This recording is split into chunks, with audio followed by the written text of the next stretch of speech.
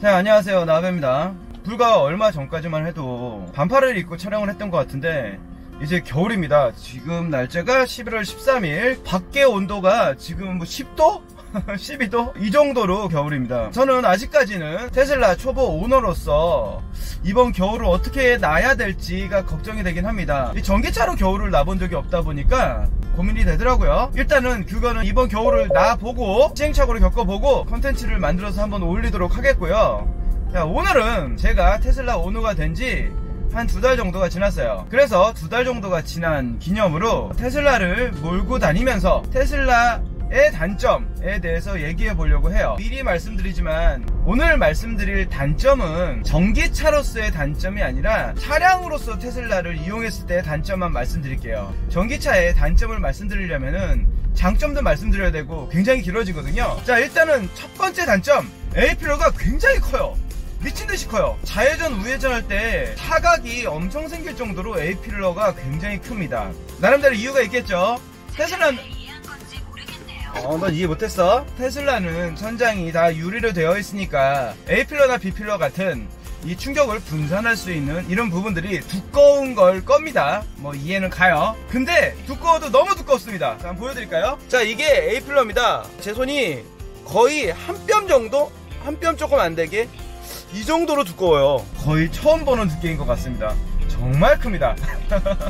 그게 단점 첫 번째예요. 그리고 테슬라의 단점 두 번째, A필러는 굉장히 큰 대신에 사이드미러랑 백미러는 굉장히 작습니다. 뭐 안 보일 정도까지는 아닌데 불편할 정도로 작아요. 굉장히 작기 때문에 어떤 분들은 약간 볼록하게 되어 있는 그런 사이드미러, 몰라, 약간 볼록하게 되어 있는 이 사이드미러를 교체하시는 분들을 많이 봤습니다. 저는 따로 교체하진 않았고요. 이게 사이드미러입니다. 너무 작죠? 그리고 이게 백미러입니다. 이게 백미러.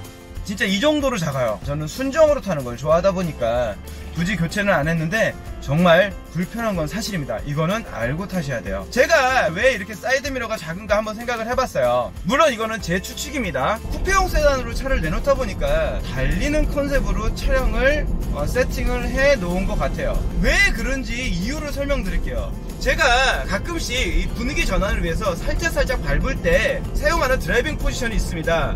이 드라이빙 포지션을 딱 바꾸면요, 그래도 뒤에가 괜찮게 잘 보여요. 의자를 세우고 이 핸들과 손의 위치를 가깝게 가다 보니까 사이드미러가 꽤 잘 보여요. 근데 이 쿠페형 세단이라고 해서 항상 달리는 것만은 아니죠. 그랬을 때에는 사이드미러가 굉장히 작게 느껴집니다. 사이드미러가 불편하기 때문에 이런 식으로 축구방을 확인하면서 갈 수도 있습니다. 근데 저는 아직까지도 이 화면으로 보는 축구방이 불편하더라고요. 후방을 볼 땐 상관이 없지만 좌우편을 봤을 때 이쪽의 화면을 보려면은 고개가 이렇게 갔다 이렇게 가야 돼요.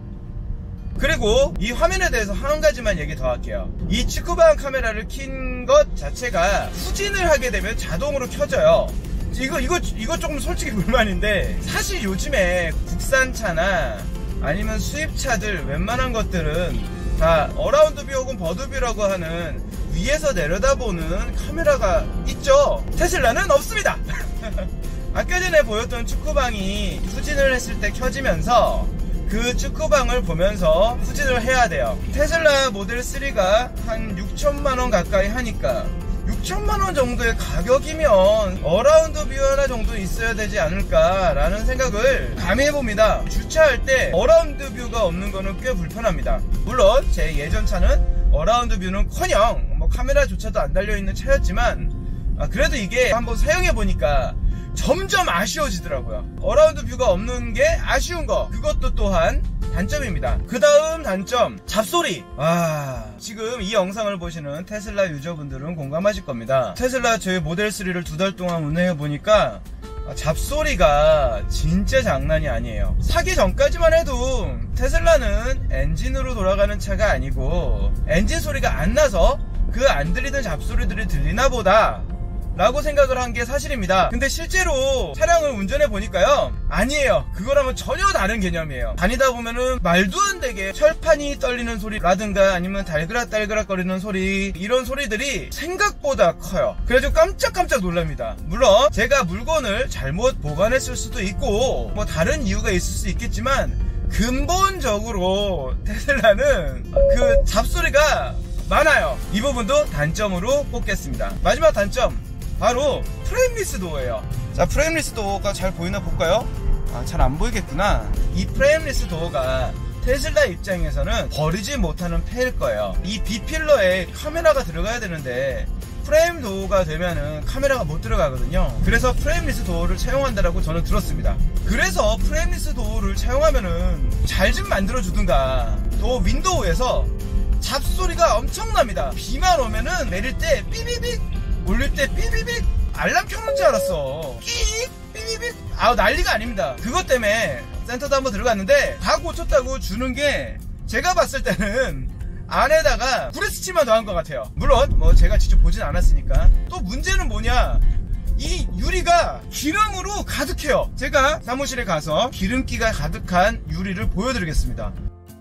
프레임리스 도어가 진짜 멋있는데, 정말 멋있는데 테슬라가 그만큼의 기술이 안 되는구나 라는 거는 느낀 부분이 이 프레임리스 도어입니다. 그래도 6천만원대 차라고 사가지고 비 오는 날 어디 가고 있는데 갑자기 유리창 내릴 때 삐비빅 끽 이렇게 테슬라를 구매하고 대략 2달 이상 운행을 하고 느끼는 테슬라 오너로서의 단점에 대해서 말씀을 드렸습니다. 지금까지 재밌게 봐주셔서 감사하고요. 다음에는 한번 테슬라를 운행했을 때 장점에 대해서 한번 또 말씀드려볼게요. 그러면 다음에 뵐 때까지 안녕.